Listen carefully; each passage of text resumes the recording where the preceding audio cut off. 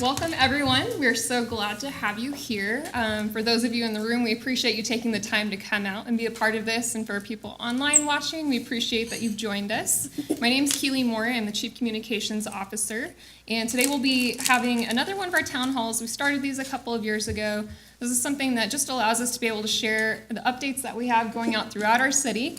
As you start putting the list together, we start to see that we've made a lot of progress, and so we appreciate being able to share that often and be able to share that information with you all.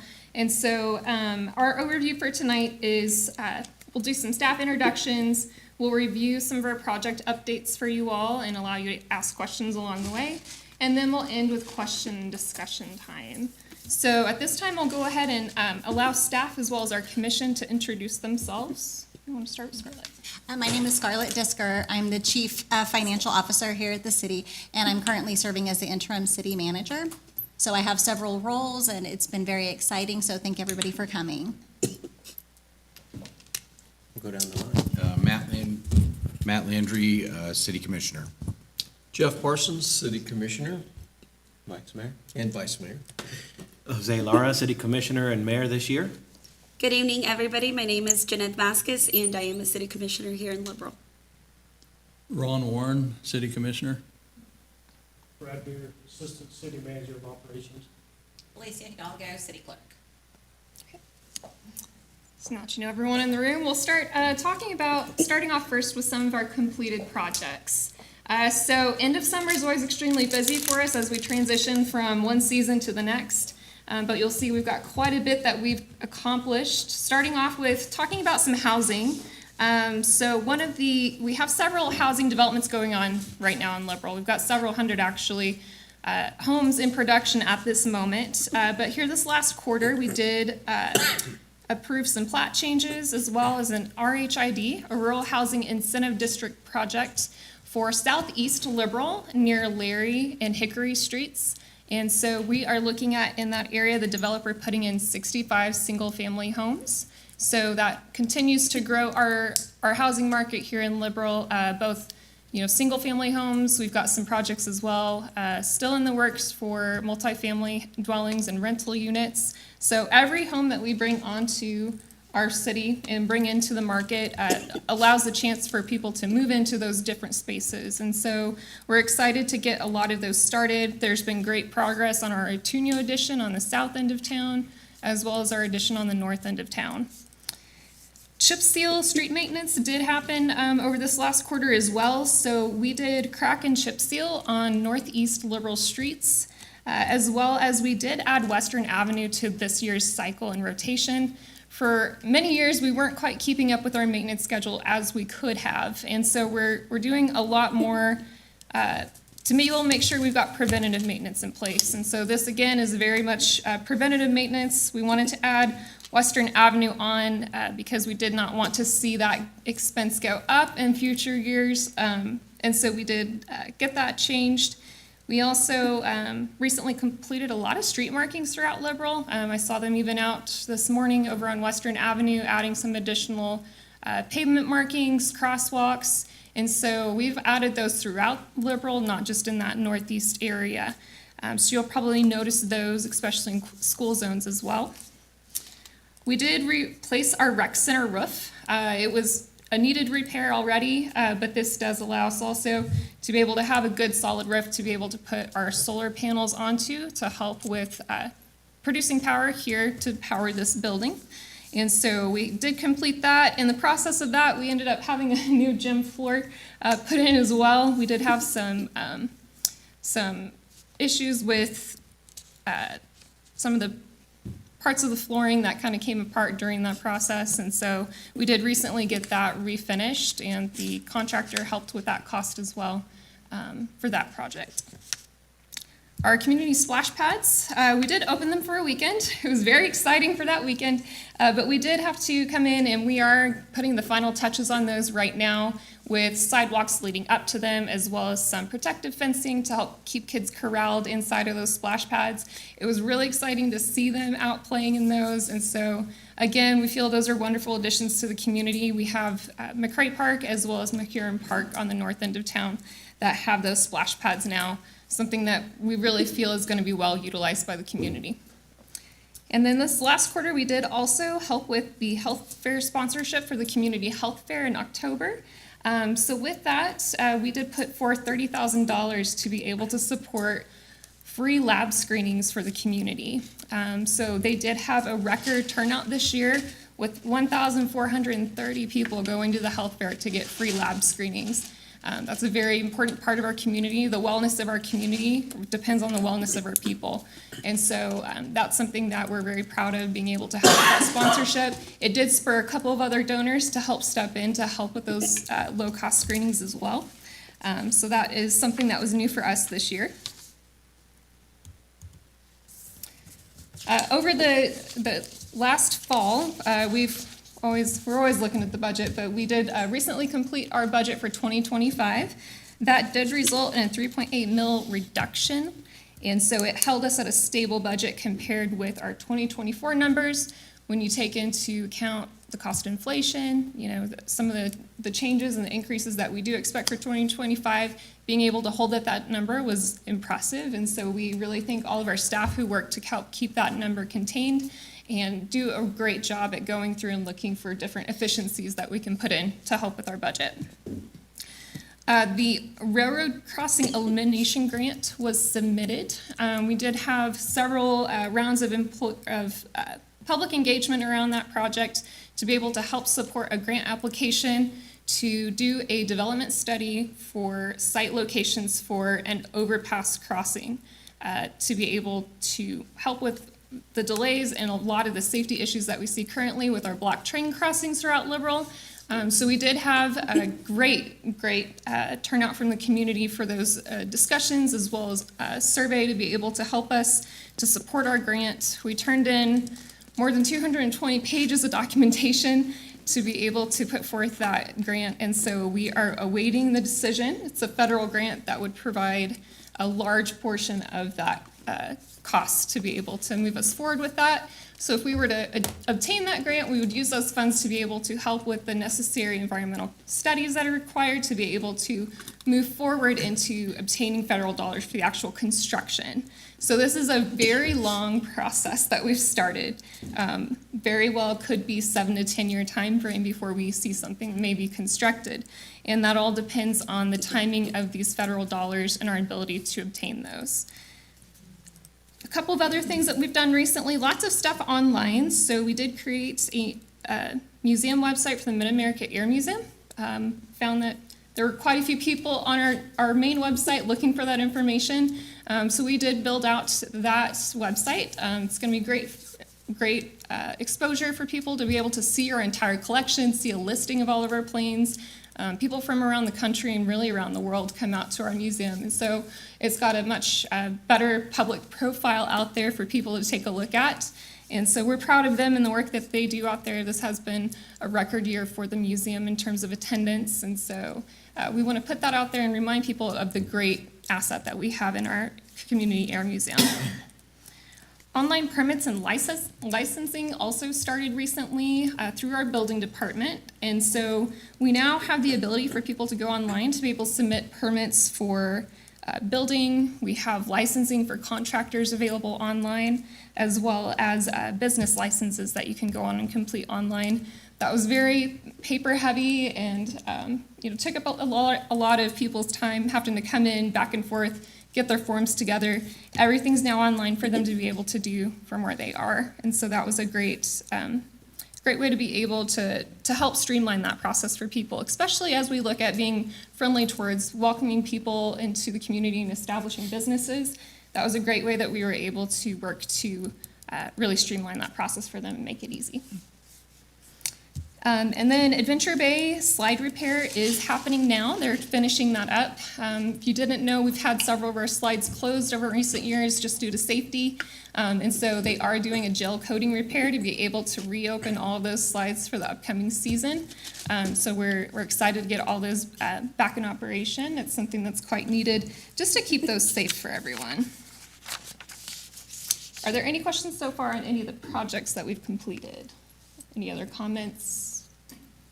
On the online permits and licenses, one thing that I really love about that is it will help create a history for all of those vendors that utilize that service. So they can go in there and look at previous permits and pull those. And I really like that because people nowadays are very used to that.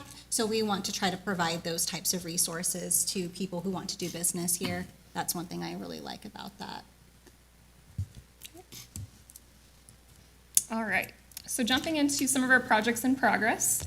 So we're currently working on water line replacements throughout the city. This is not any one general area. They really are located throughout the city. It's something that people don't see, but delivery of safe, clean water is probably one of our number one priorities. And so with that, we are looking just to assist with the service for those individuals maybe living in areas where they're working off of 2 or 4 inch lines. What we'll be doing is replacing more than 5 miles underground of water lines throughout the city. That's going to be helping to improve more than 240 connections.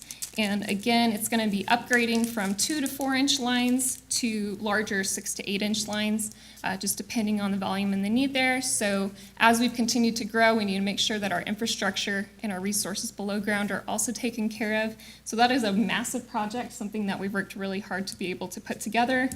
So you'll see that happening throughout different areas of town. We are also still finalizing the process for pet registration, which will begin in January 2025. So that is a new process for us. It's something very, very common within cities to do pet registration and licensing. And so that's a new process. But again, we've got great staff out at the shelter, talked with them recently, and all of this will be able to be done online.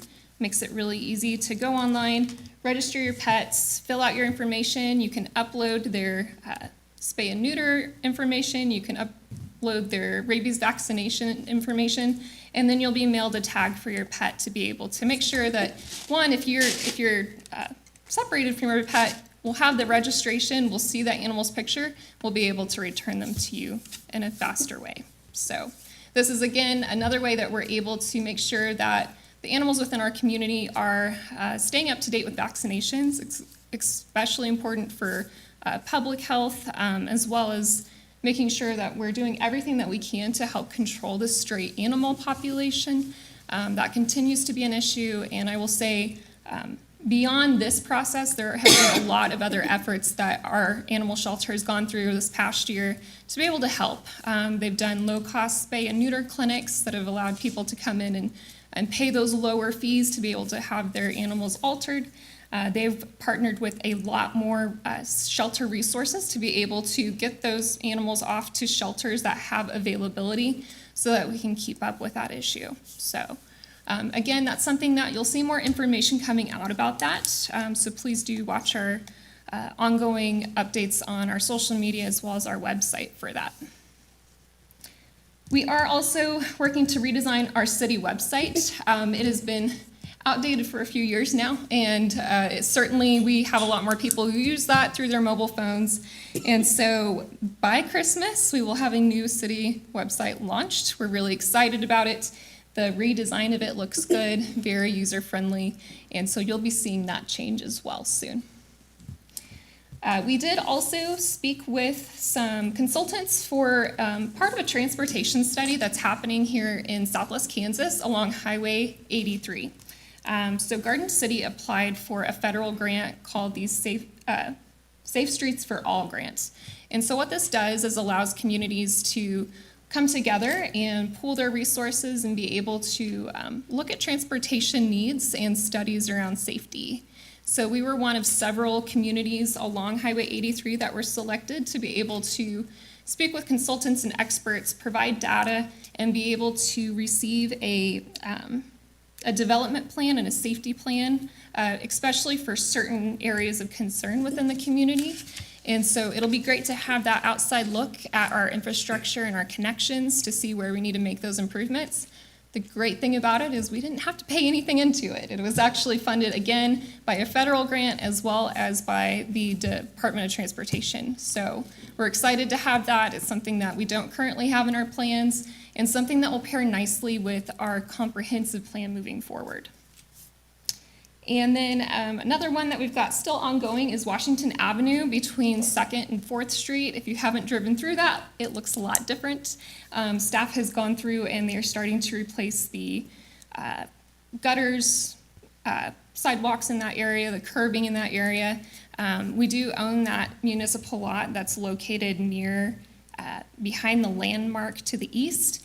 And so there was a lot of vegetation, which looked great, but wasn't the safest thing for people who were crossing from that lot into other nearby surrounding businesses downtown. So that's created a lot better visibility there and really has enhanced the safety of that area. So that will continue along both sides of the street from 2nd to 4th Street on Washington. So if you see that construction, we're going to be replacing that.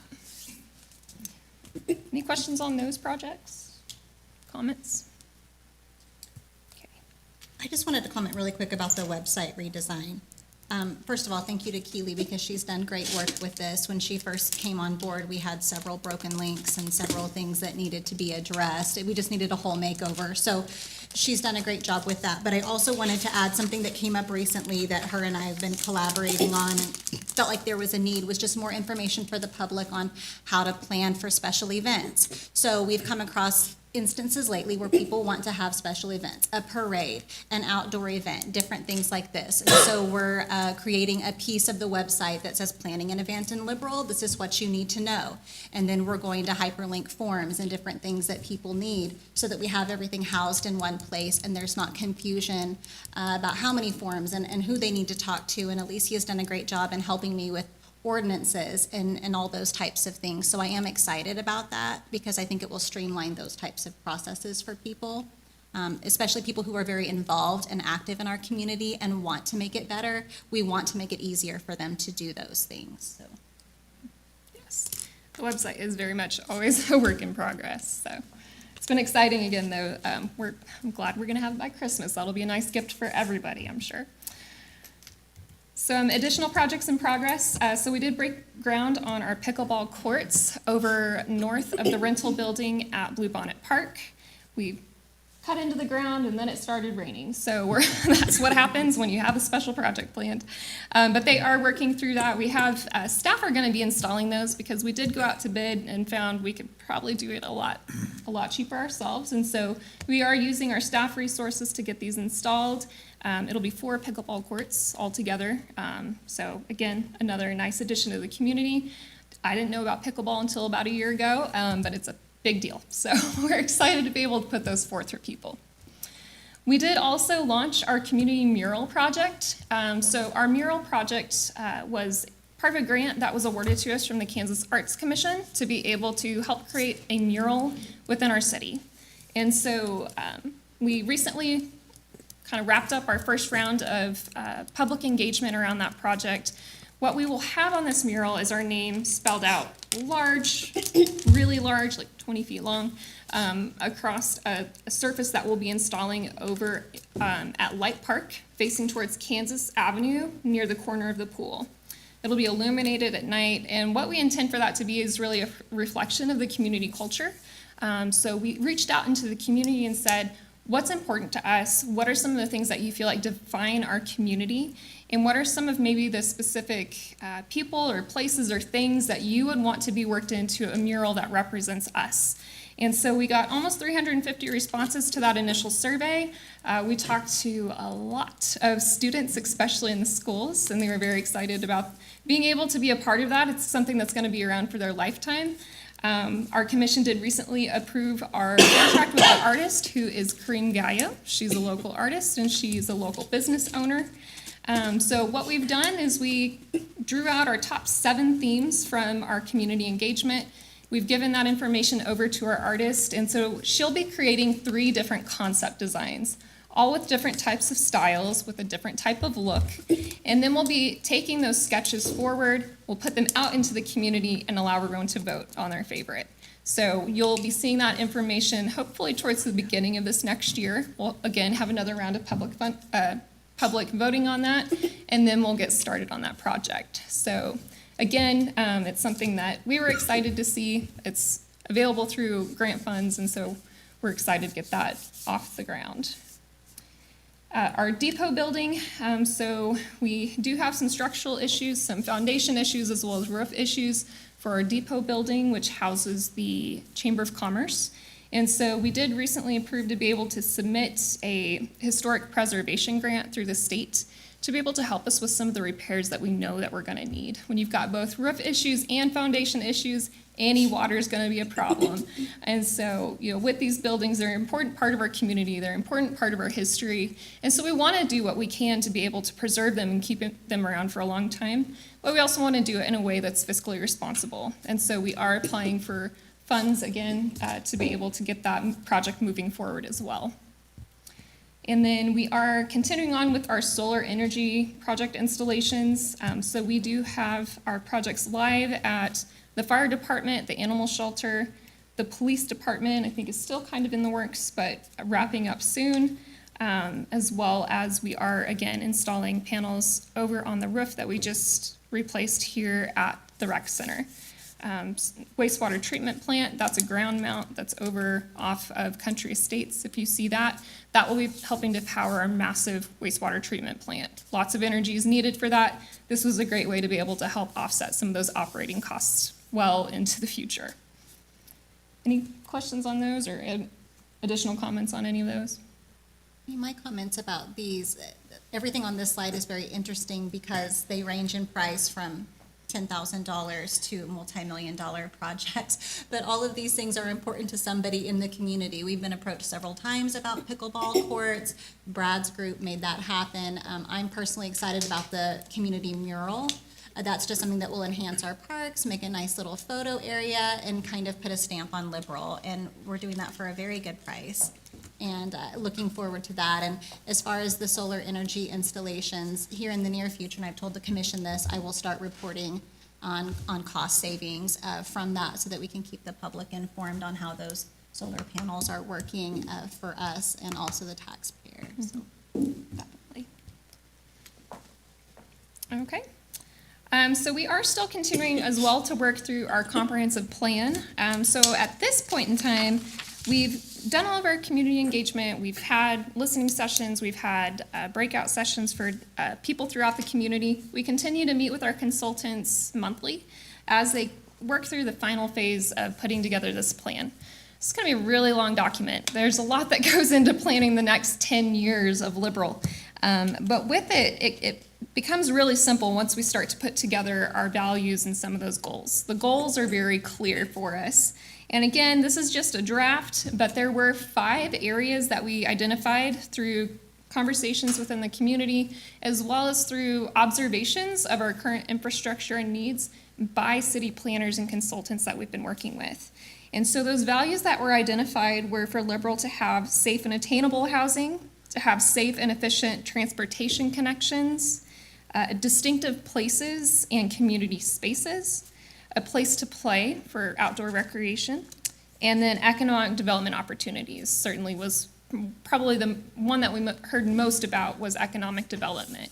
And so all of those priorities are going to be reflected in the plan. Each priority is going to have different goals and then different strategies for meeting that goal. So it'll start to break itself out and become a really easy template for us to be able to follow.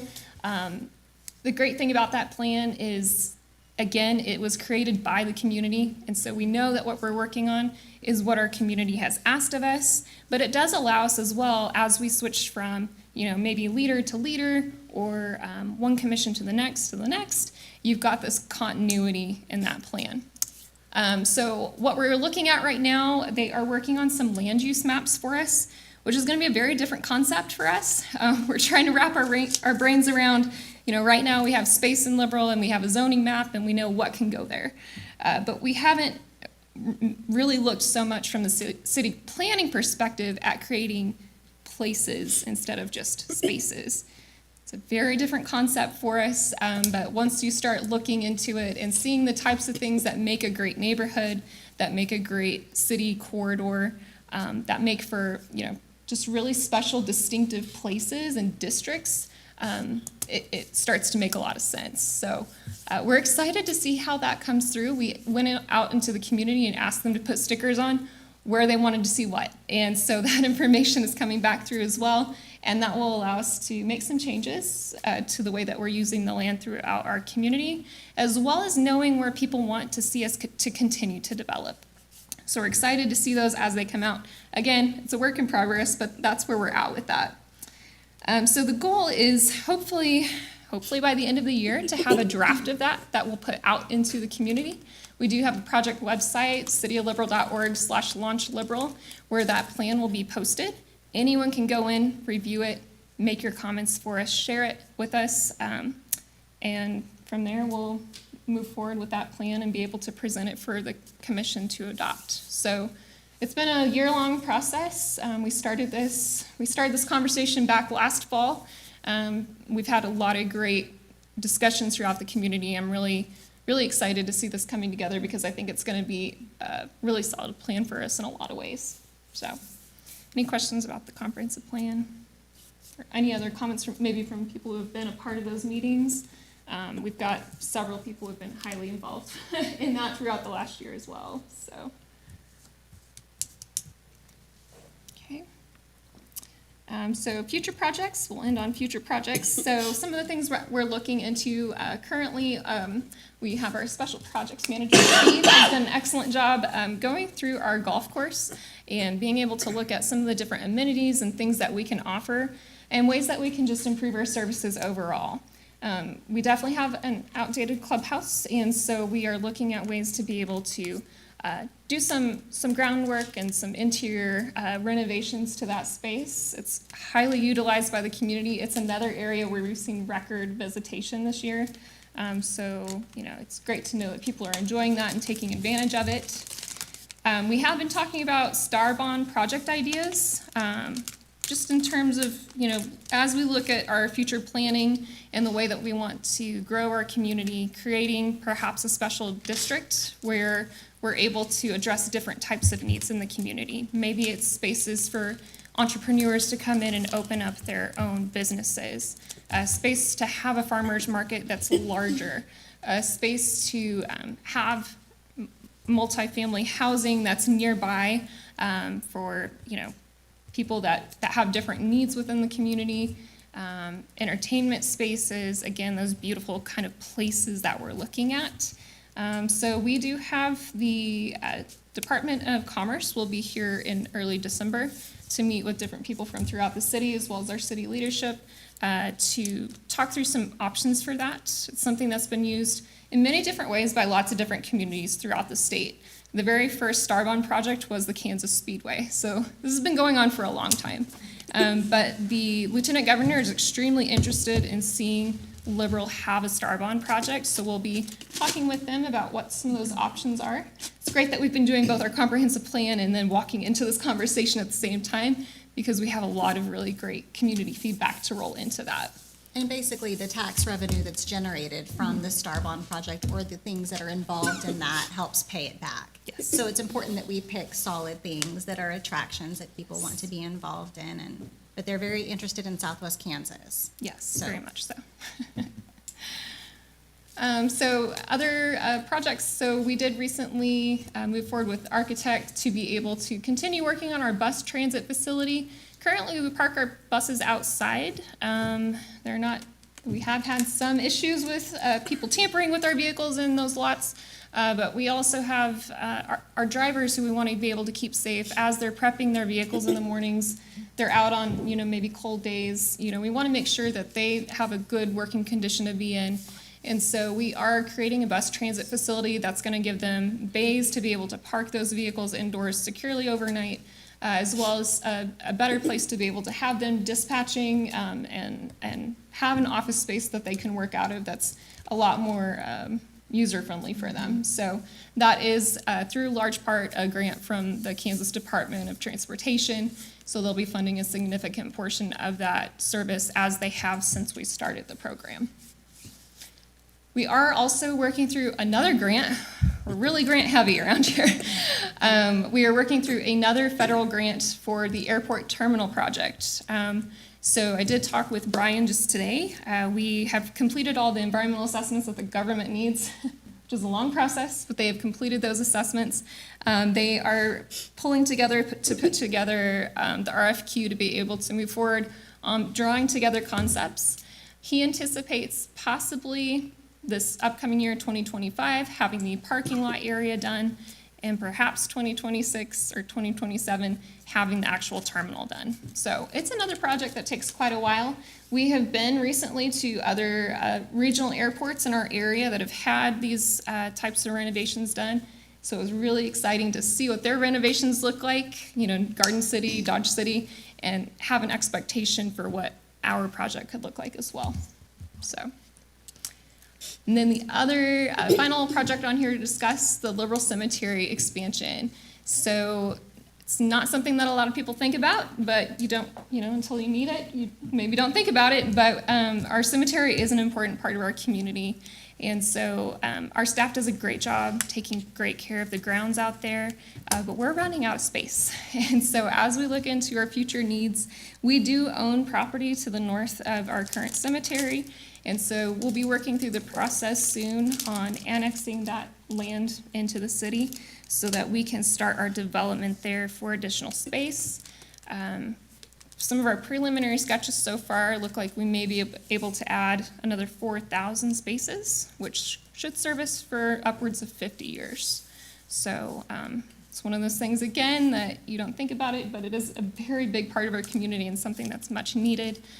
So we're thankful to have that space to grow out into, and so we want to lay it out in the best way to be able to take advantage of the space that we do have available.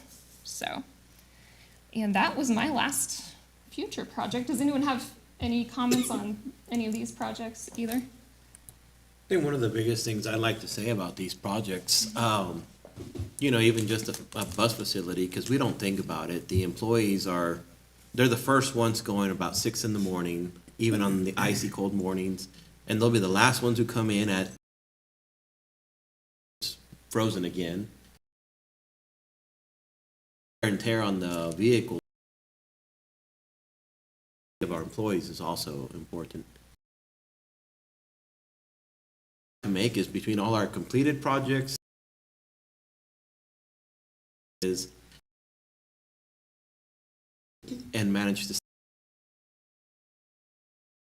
even our I believe many people have seen the new vehicles are out and about.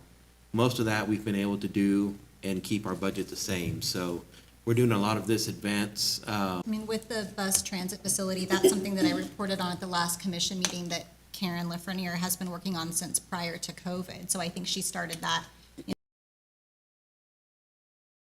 To get it to where it is now, we're pretty excited about it, but our portion of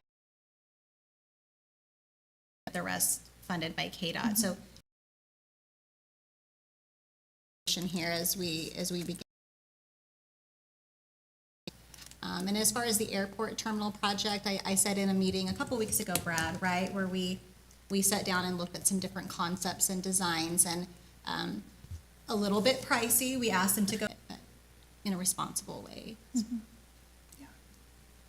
So lots of planning, but also a lot of groundwork that we're getting done and completed with our projects. So we appreciate all of the employees that, you know, we've got a staff of about 250 individuals who really have dedicated themselves to making this a great community to live in. And so we really do appreciate just all of their help with these types of projects. It goes a long way towards making our community better for everyone. So that's all I've got for this last quarter. So at this point, we'll go ahead and open it into questions and discussion. If you have questions about anything in general, you're welcome to, we'll use the microphone so people who are listening online can hear your question, and our staff and commission can respond. If you have a specific question that, you know, you want to discuss with staff afterwards, we'll be able to hang around and help with that as well. So, any audience questions? Okay. No one. Nobody? All right. Well, with that, again, thank you so much for coming. We really appreciate your time. We'll continue to communicate through these types of settings, but as well as, you know, throughout the regular course of our day, you can always find our information on our website, find our social media accounts. We keep posts and are very engaging there. So if you have, you know, concerns, ideas, things that you want to throw at us, you know, send us a message. We'll be glad to help with that. But again, thank you all so much for coming. We appreciate it. Thank you.